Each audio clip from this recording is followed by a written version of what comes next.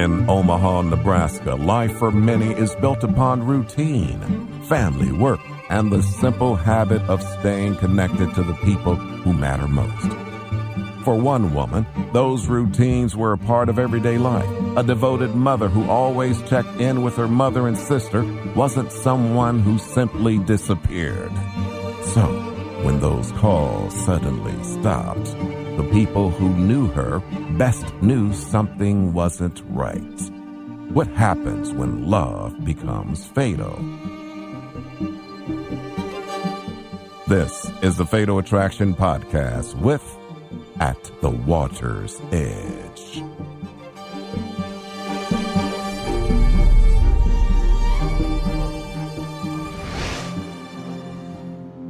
April 2nd, 2018. It's the day after Easter in Omaha, Nebraska, a prairie metropolis of almost 1 million. When people think of Omaha, they probably think of cornfields and a lot of space, but there's more that meets the eye. It's one of the 50 largest cities in the United States. We're not as big as Kansas City, but we still have that Midwest love. It's a good, safe place to raise kids. But this Monday morning, the mother of Omaha resident Kamisha Hollis fears for her child's safety. Every morning, like around 6 o'clock, we call each other. I was getting ready for work, and she was getting the kids ready for school and getting herself ready for work. And this is every morning. That is, every morning except this one. I had a gut feeling something was wrong. Kamisha's mom spends more than an hour that morning trying to get a hold of her daughter. Hey, you've reached Kamisha. Leave me a message. Kamisha, it's Mom. Call me when you get this. I kept calling from like probably 6 o'clock to maybe about 7:30, no answer. She also calls Kamisha's longtime boyfriend, Marvin Young. There is no answer from him either. Next, Kamisha's mother reaches out to her sister. Hey, you heard anything from Kamisha today? Every morning, she would always send me either a text message or a message through Facebook asking me to meet her at the gym, because she'd always want to go for like a 5 or 6 a.m. body pump. I would never, ever go, but she messaged me every day anyway. But that morning, Caprice Hollis never heard from her sister. So I texted her, "Are you going to the gym?" or something like that, and she didn't text me back. When Kamisha's mother hears this, she gets in her car. I drove to her job. I probably was going 70, 80 miles an hour. Hi, is Kamisha here? No, I haven't seen her. The guy at the front desk said, "No, Kamisha didn't check in this morning." Sorry. Not only did Kamisha not come into work, but she also didn't call in. And that's when she started getting alarmed. I knew something was wrong. Thank you. Kamisha Hollis had always been the heart and soul of her family. We were so close, never argued, never had a fight. She always had my back. If there were opportunities that I was too afraid to make a chance at, she was right there encouraging me, pushing me. No one is perfect, but she was close to perfect. I couldn't ask for a better daughter. She was someone I always looked up to. Plenty of people outside the family felt the same way about Kamisha. Everyone that was fortunate enough to be in her life, they loved her. In high school, one of those friends had introduced her to Marvin Young. My sister had started dating him when she was 17 years old. She was so happy she was with him, and she was like crazy over him. She could always just gush about him and, how he was all these amazing things. She talked about him, the family he came from. It was like a broken family. He kind of was alone. He was a very reserved person, kind of kept to himself. All right, I'll text you later. I think that's what really drew her to him, because he was by himself and he didn't have a relationship with his family. Once she graduated, they lived in their own apartment. Soon after, Kamisha learned she was pregnant. She was thinking she couldn't have children. And so she was so excited when she was pregnant. She had always wanted to have kids, so finding out she was pregnant for the first time, it was probably one of the happiest moments of her life. 2 more daughters soon followed. she had the 3 girls back to back. But raising a family wasn't always easy. She was working. He was working a little. He would pick up jobs here and there, but my sister was always primarily caretaker. Everything she did in her life was always based on how will this help my girls? How will this set them up for a healthy future? You couldn't ask for a better mom. But now, this devoted mother has mysteriously disappeared. She hasn't been answering her mother's phone calls. Kamisha also hadn't shown up for work. Thank you. My next step is to call the school. Let's see if the children is at school. The answer is no. The principal told me that the bus driver said when she went by to pick them up, no one was out there to put the kids on the bus. Now worried about the children too, Kamisha's mother races to their house. It was real dark. The shades wasn't open. But does that mean no one is home? Kamisha, it's your mom. Eventually, someone comes to the door. Kamisha's oldest daughter. Hey, where's your mom? Your mom here? No? Okay, what about your dad? Your dad here? No. No? Y'all here by yourself? Yeah. Oh my gosh. When they woke up, the parents were gone. Oh my Lord. Oh my God, baby. Okay. The more they searched, the more questions emerged.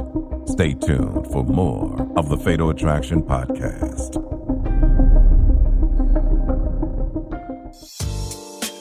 Kamisha Hollis and Marvin Young had built a successful life together. They've been dating for years, ever since her senior year of high school. They ended up having 3 beautiful children together. She did whatever she had to do for them, just made them feel very loved. She was a really good mom. But now, Kamisha's mother has just found her granddaughters at home, alone. The oldest one said they was there all night. She said, we've been here all night by ourselves in the house. They woke up and their mom and dad were both gone. Kamisha loves her kids, and she would never just leave them by themselves. Something was seriously wrong. The only thing Martha sees left to do is call the Omaha police. Yes, hi. I'd like to file a missing persons report. Officers arrive on the scene a few minutes later. When police get a call about a missing person, they do an initial investigation to see if there was any sort of forced entry or break into the home. They do a search around the property. But they come up empty-handed.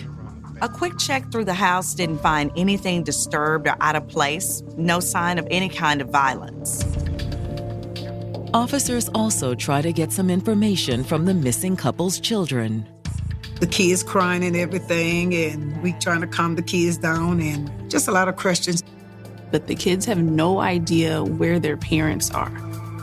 They say, we don't know what happened. You hear from her, will you please let us know? Yes. In the meantime, we'll get this report over to detectives and they'll be in contact. Okay. Thank you. Thank you guys so much. Thank you. However, it isn't long until at least part of the mystery is solved when detectives are finally able to get a hold of Marvin. Marvin tells them that he was out searching for Kamisha. I've been looking everywhere for her. He said he left the kids alone because they were asleep when he woke up and found Kamisha not in the house. Now that the detectives have made contact with Marvin, they ask him to come into the station. We'll need you to come down to the station so we can talk a little more. They brought him in and interviewed him and everything. We were watching TV. He tells them him, Kamisha, and the girls had a quiet Easter night. He says he put the kids to bed, and then he turned in too. Going to bed? Yeah. Hey, I'll be up when this is over. According to Marvin, Kamisha had stayed up watching TV. He said that was the last time he saw Kamisha. I woke up, I don't know, like 5 o'clock, and she hadn't come to bed.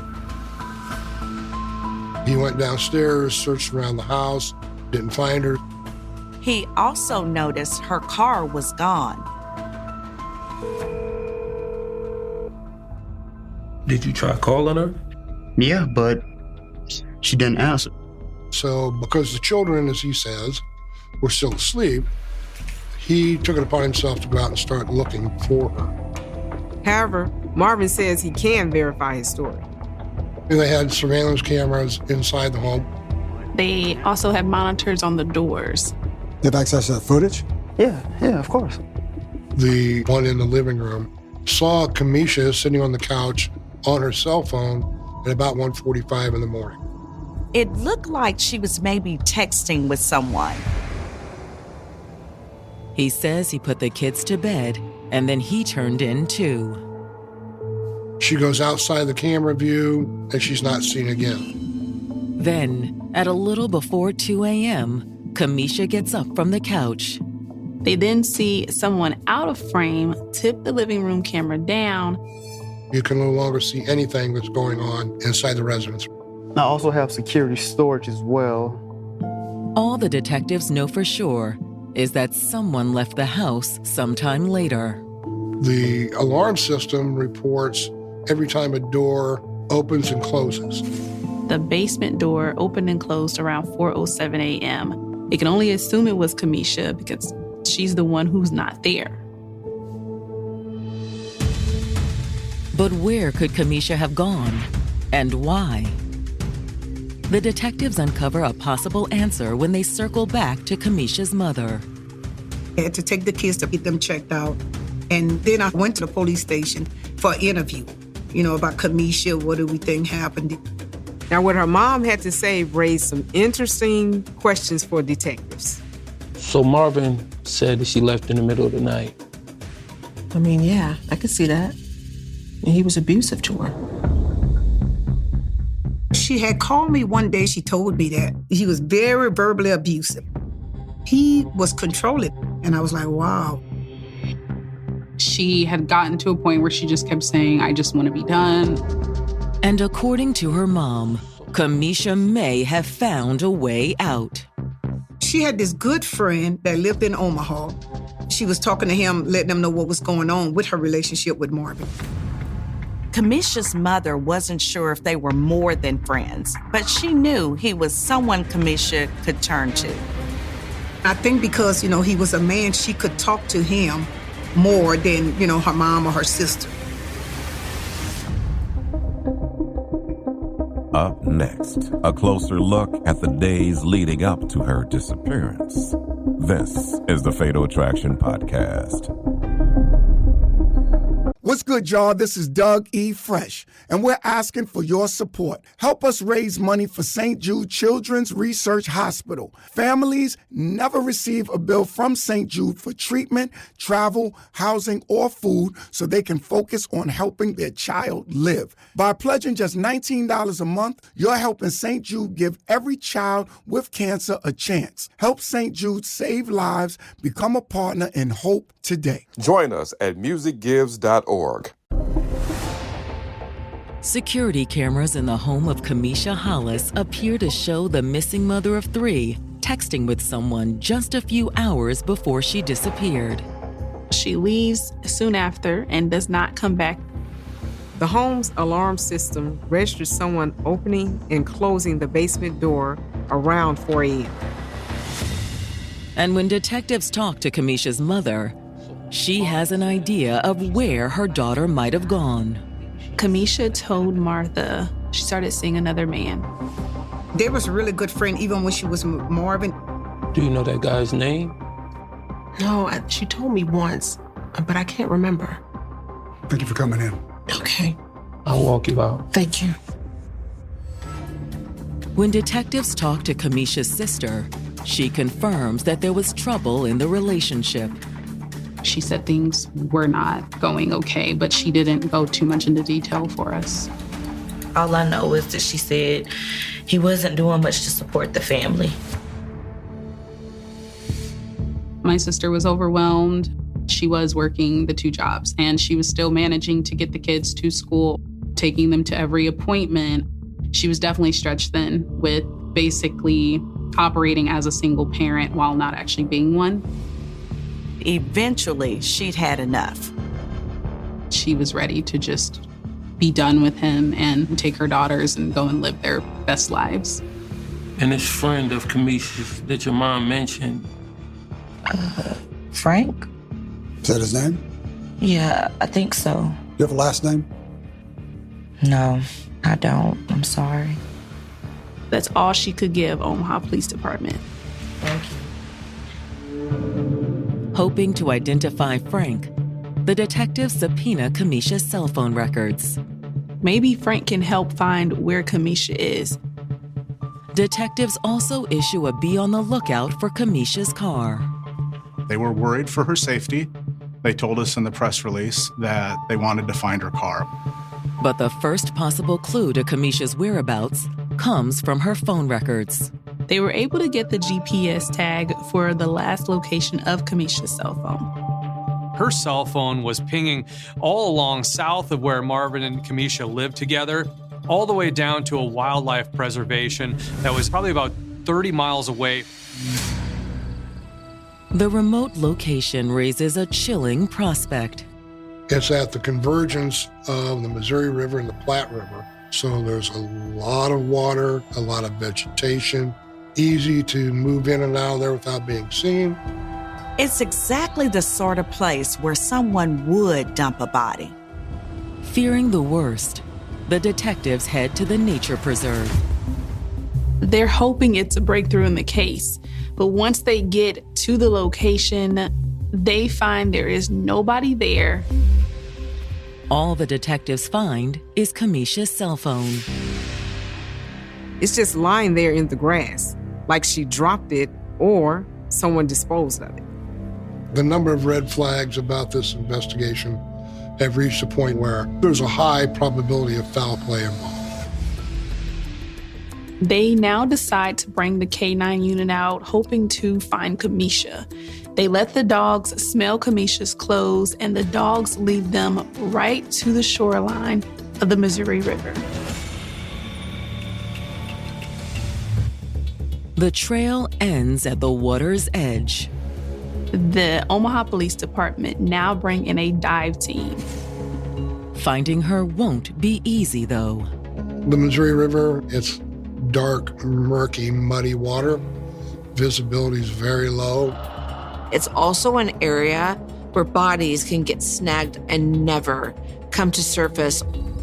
They spend hours and hours searching. But they were unable to locate Kamisha.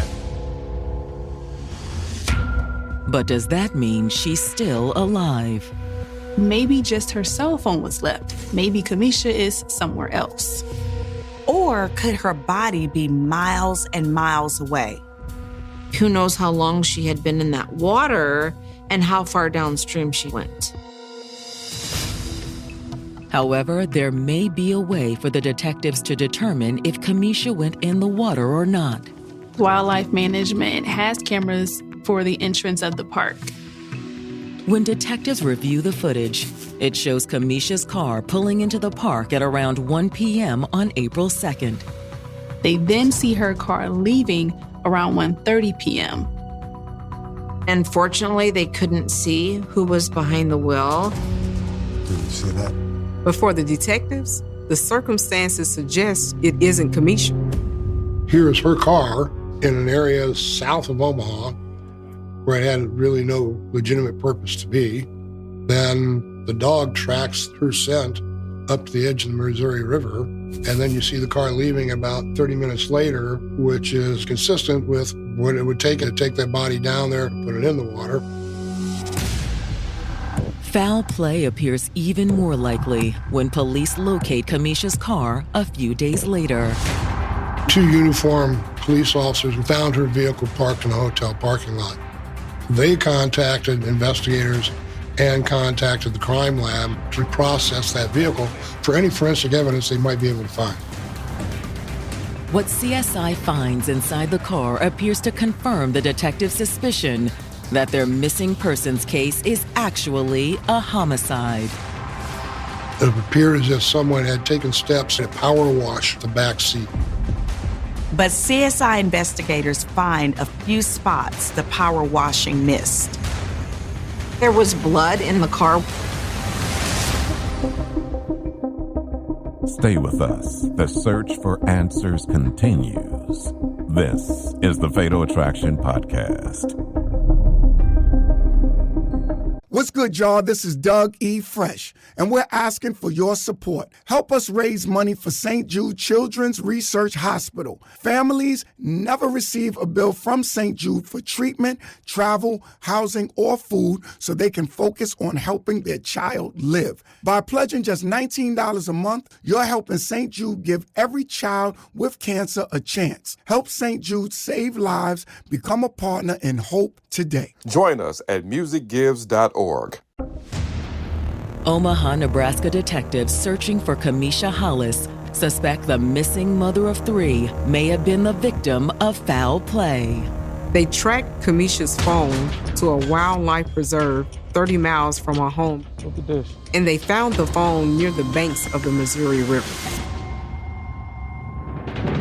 They've also found her car abandoned outside an Omaha hotel. They find what is believed to be blood inside of it.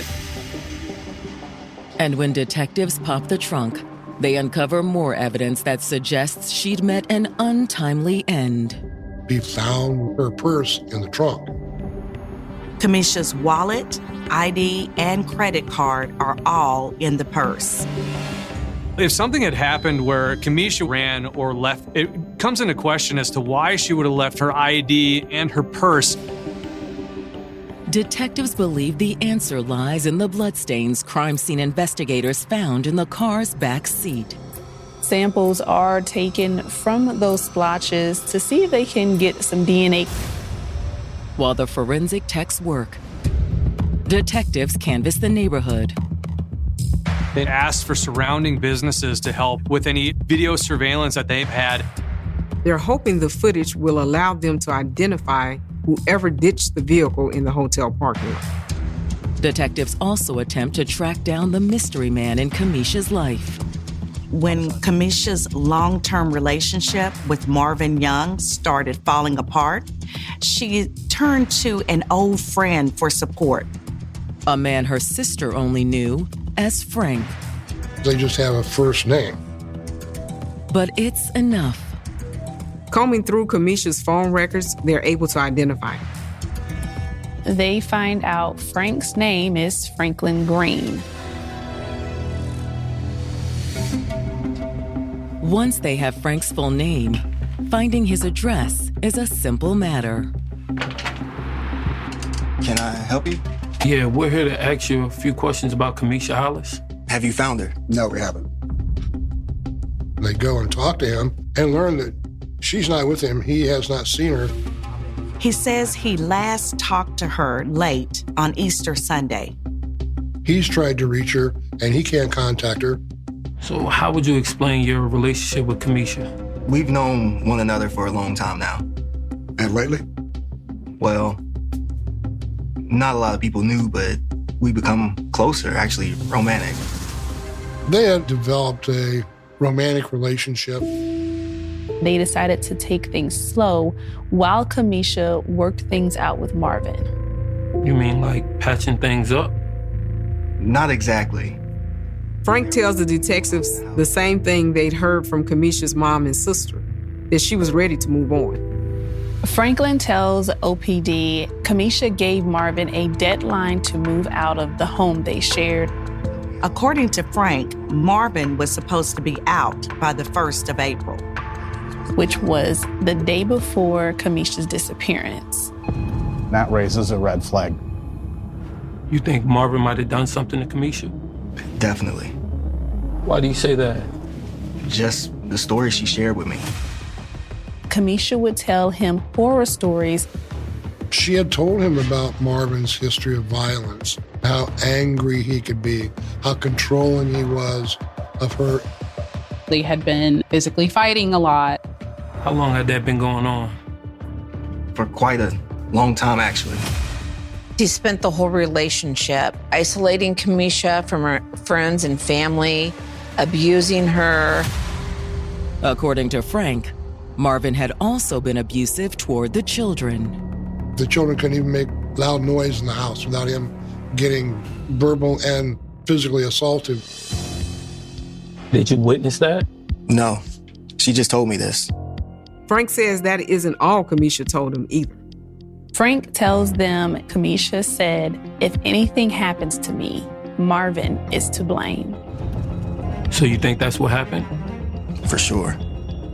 She was in fear of him. It would make any logical and reasonable person think that he's highly likely to be the person responsible for her disappearance. Especially if she was leaving Marvin to be with Frank. When you leave that relationship is the most dangerous time. The abuser is losing ultimate control, and that's what it's about. It's about control. Nobody's going to have you but me. Could that be what happened to Kamisha? The abusers will do anything to regain that control, and they are willing to risk it all. Or could Frank have another motive for pointing the finger at Marvin? Is he using this as a ploy to take the attention off of him and put it back on Marvin? Appreciate your time. Thank you. The answer comes when detectives receive the surveillance footage they subpoenaed after finding Kamisha's car. Police are able to obtain the actual video from the hotel parking lot. They see a man get out of Kamisha's car. And this time, they're able to make out his identity. It looks like Marvin.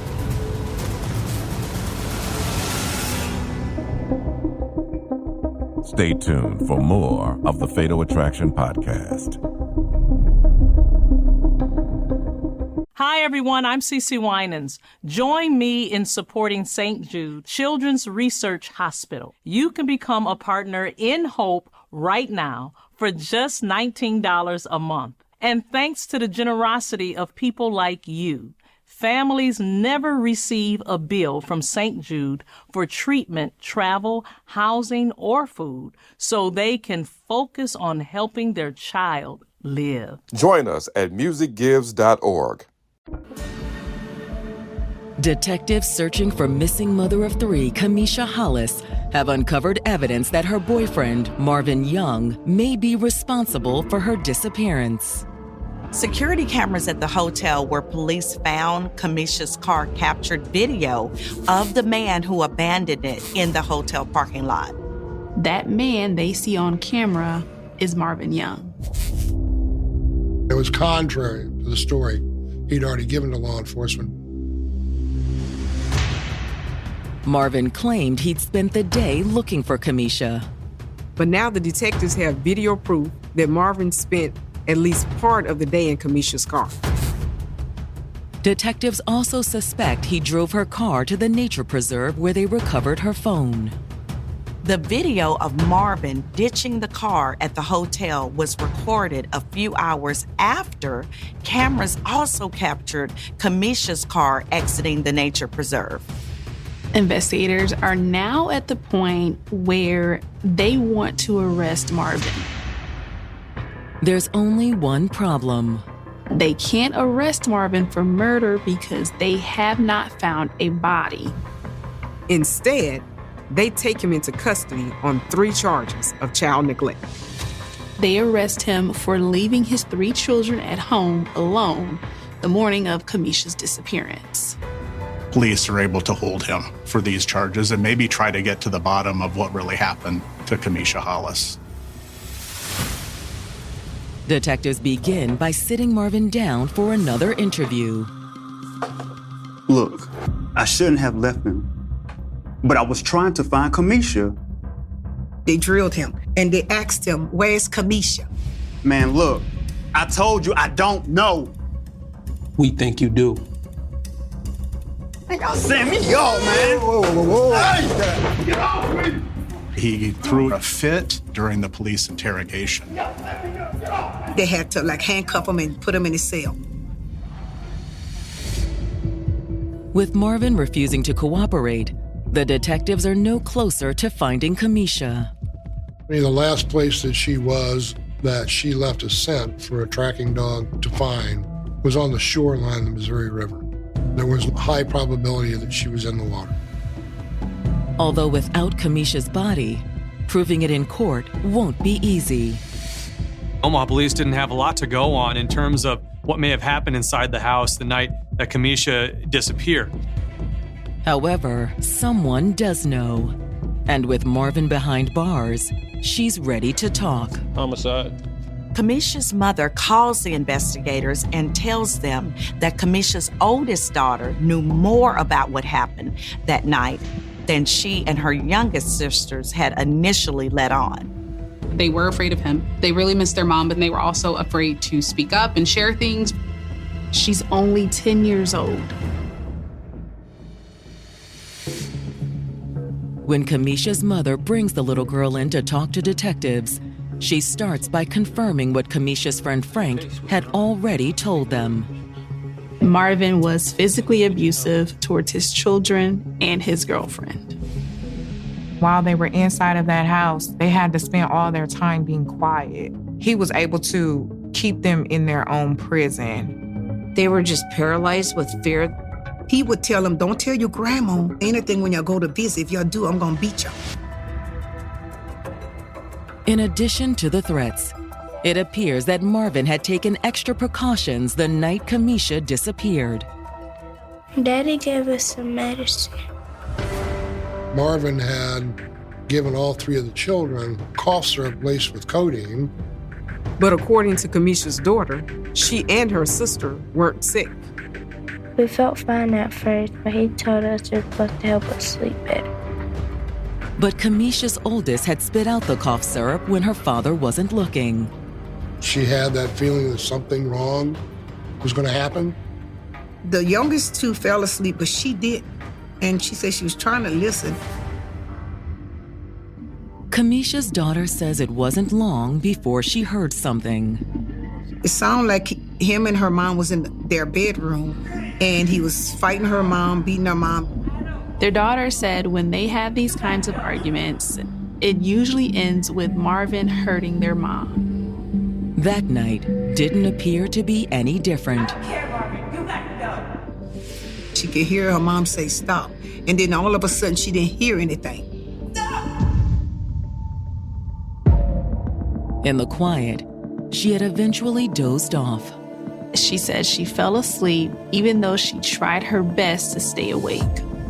And now that her father is locked up, she felt safe coming forward. She says she didn't tell investigators at first because she was scared. But will a 10-year-old's testimony be enough to secure a murder conviction? Even more convinced that Marvin is responsible for Kamisha's disappearance, detectives subpoena the cell tower data from his cell phone. Marvin left the family home at 5:11 a.m. the day of Kamisha's disappearance. The records show him heading to the nature preserve, where detectives believe he dumped Kamisha's body. Marvin was at the wildlife park the same time that Kamisha's phone pinged at the Missouri River. There's a direct parallel between the tower pings on Kamisha's phone and Marvin's phone. Same place, same time. Which, as far as the detectives are concerned, can only mean one thing. He'd put Kamisha's body in her own vehicle and drove her to that wildlife refuge. Stay tuned for more of the Fatal Attraction Podcast. Detectives in Omaha, Nebraska have uncovered evidence suggesting that Marvin Young murdered his girlfriend Kamisha Hollis and dumped her body in the Missouri River. They have circumstantial evidence indicating Marvin did kill Kamisha, but they do not have a body, even several months after her disappearance. Without a body, the detectives felt they needed more evidence before they could bring charges. Hoping to strengthen the case against Marvin, the detectives combed through Kamisha's cell phone and a computer recovered from her house. On Kamisha's cell phone, investigators find several pictures of Kamisha's bruises, cuts. They also find a voice recording of Marvin yelling at Kamisha and telling her he was going to kill her Kamisha realized the trouble she was in, so she had to document it on her own to make sure that if something did happen to her, there was a trail.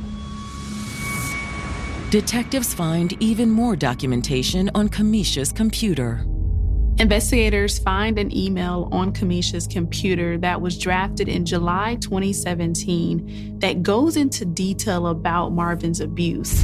It talks about one incident where she was beat unconscious by Marvin.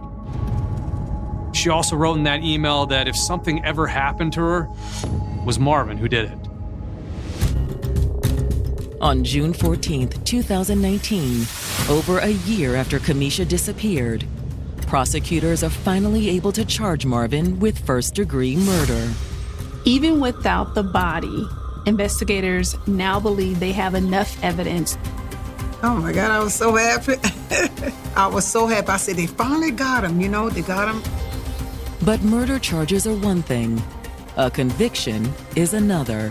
When you don't have a body, it's a tricky case. What the prosecutors need is a confession. But Marvin continues to maintain his innocence as his trial date approaches.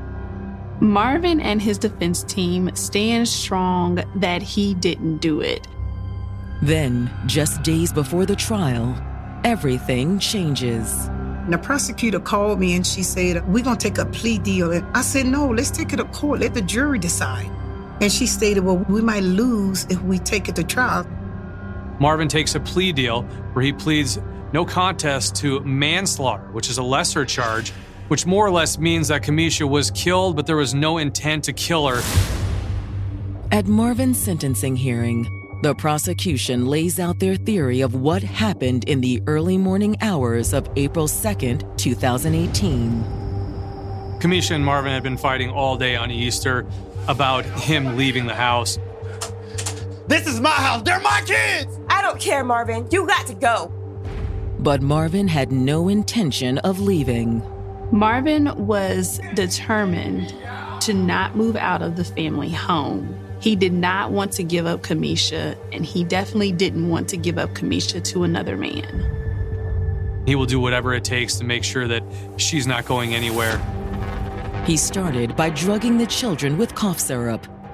That was an act of premeditation to make sure he didn't have any witnesses in the house. Once the kids were asleep, Marvin and Kamisha continued their heated argument. You can't kick me out. Watch me. And when she continued to push him to leave is when he finally said, it's going to be my way. Marvin turned violent.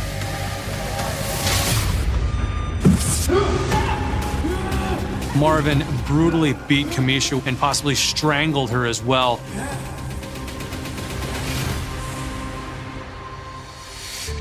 Without Kamisha's body, the prosecutors can't say exactly how she was killed.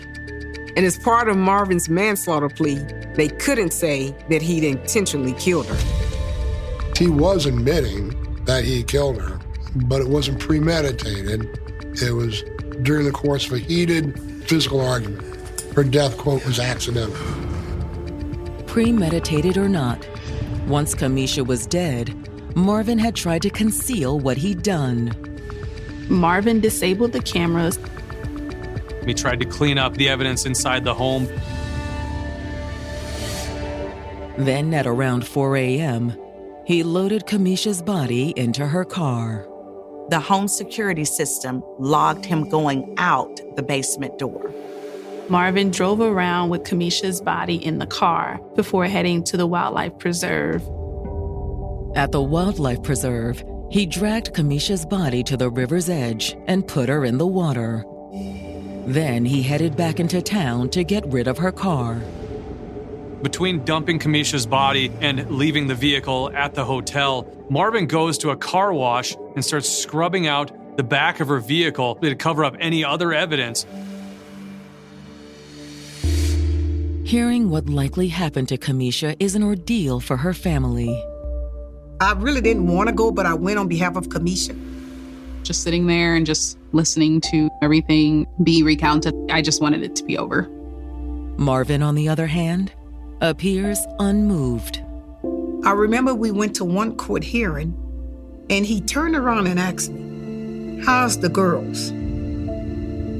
He acted as though he still had control over what was happening. And there is one piece of leverage that Marvin still clings to. The closure Kamisha's family desperately needs.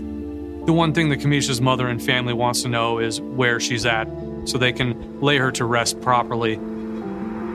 Even after hearing the pleas from Kamisha's mother and her children, Marvin still refused to tell where he dumped Kamisha's body.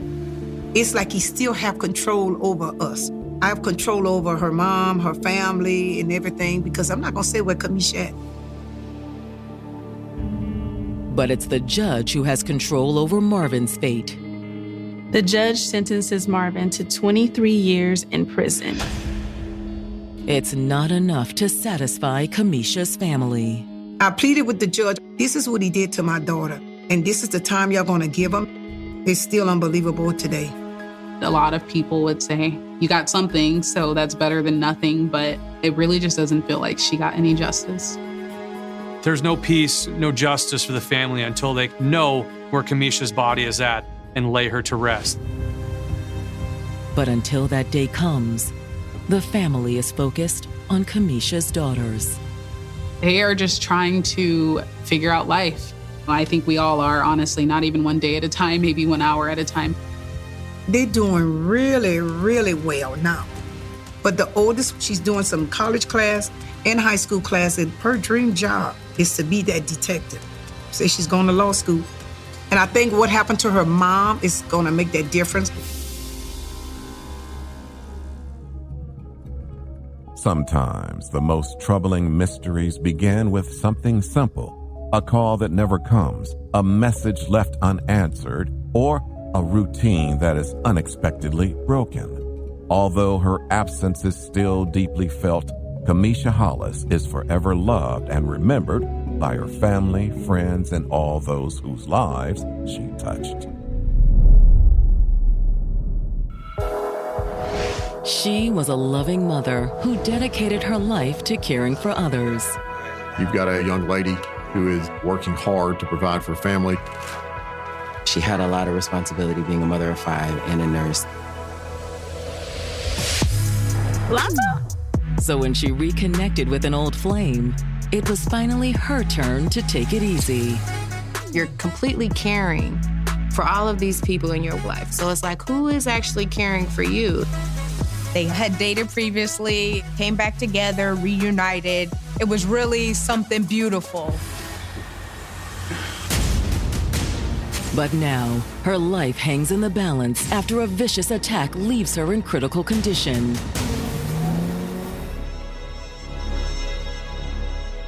In a quaint southern town where community ties run deep, a devoted young mother of 5 is focused on building a life for her family.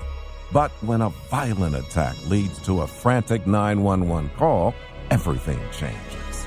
Was this a reckless act of rage or something else entirely? As detectives begin their investigation, they search for answers that prove difficult to find. Tune in to the next episode of the Fatal Attraction Podcast. We will see you in the next episode.